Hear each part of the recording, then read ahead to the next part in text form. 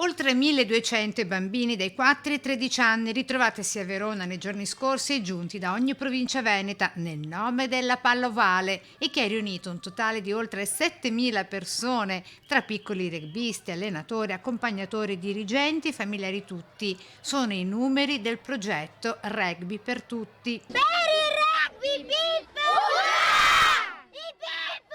Urrà! Pip, Pip, Pip! Urrà!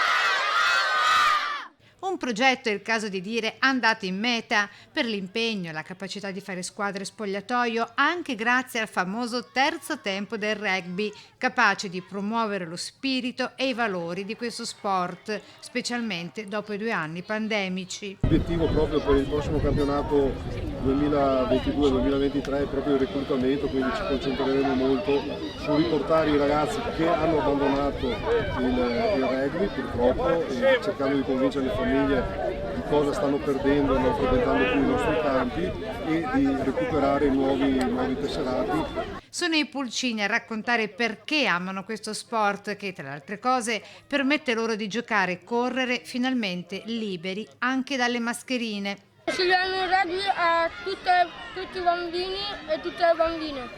Perché?